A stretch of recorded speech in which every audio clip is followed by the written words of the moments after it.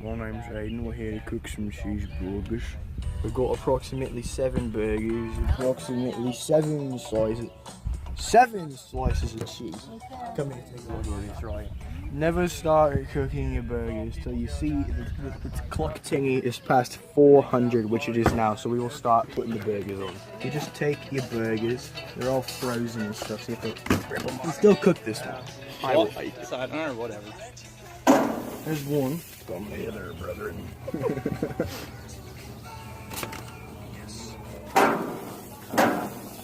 You get Never it? the back cook fodder. Indeed. I'm trying to put. Come here. So as you can see, we're trying to put most of these burgers in the back or the middle. The next step after you've got your burgers on the grill is you just sit there and wait for about 2 or 3 minutes. So now we got the burgers going on for about 1.5 minutes. We're just going to take a little check-see poo just to see if they're cooking right. Which they are. It's gotten even harder now. This is the most interesting part of cooking burgers, is the setup of how you're going to make your burgers taste good. It's been about 2 minutes. As you can see, we're starting to get a bit of the red juices coming up. I couldn't tell you for the fact or not if it's blood or if it's just the myoglobin coming out. That whenever you start to see that, that means they're getting ready, almost ready to be done. Come here, take a look at this. I want you to zoom in on this back right one. You see that color you get in there? That color is a bit different on the bottom because it's actually cooking on the bottom, which means it's brown.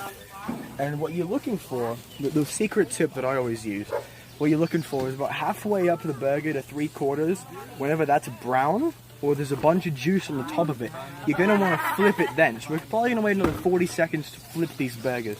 Then, as soon as you flip the burgers, you put your cheese on, you toast your buns, and you're perfectly fine. Today, out of the 7 burgers, we're going to be toasting 2 of the buns because everyone else here sucks. We waited a few more seconds. As you can see, we've got a lot of juice coming up. They're all starting to turn different colors. So we're going to start flipping these. That's nice right there. As you can see, that back right one got a little messed up. There's a color you're going to want. You're going to want the grill marks on them. They're going to be nice and brown and cooked. As you can see, we left them on there for a decently long time on the bottom. What that did was 2 things. 1, it seared them.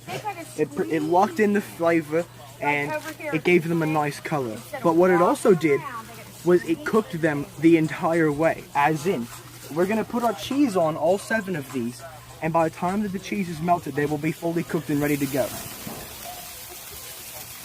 Putting cheese on is kind of dangerous, especially whenever you're making a lot of burgers. That is mainly due to the fact that you can really burn yourself really bad. Putting your hands in there around 400-degree heat is very dangerous, so you need to make sure you're careful when you're putting the cheese on. And we're going to start putting some burgers on. As in, this one's ready to go. This one's ready.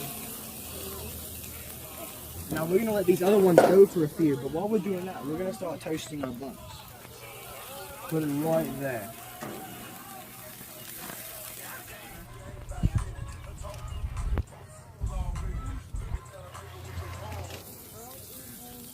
Got a nice little toast on it. It's not too much color because I don't want to overly burn you. But if you feel it, you can feel that it's crunchy. And that's what you want. See, that one has really nice color on it. Some people put butter on the buns before they put them on. I really could care less. It's time to get them on the plate. Burgers are done. What the heck is that? My buns are now.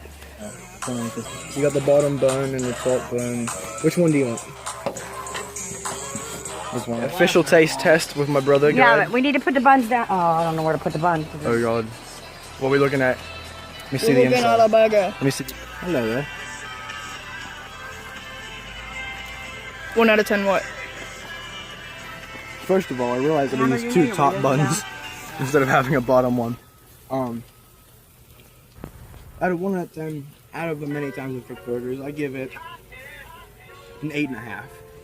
I could have done better, but I started ranting at the end, started getting confused.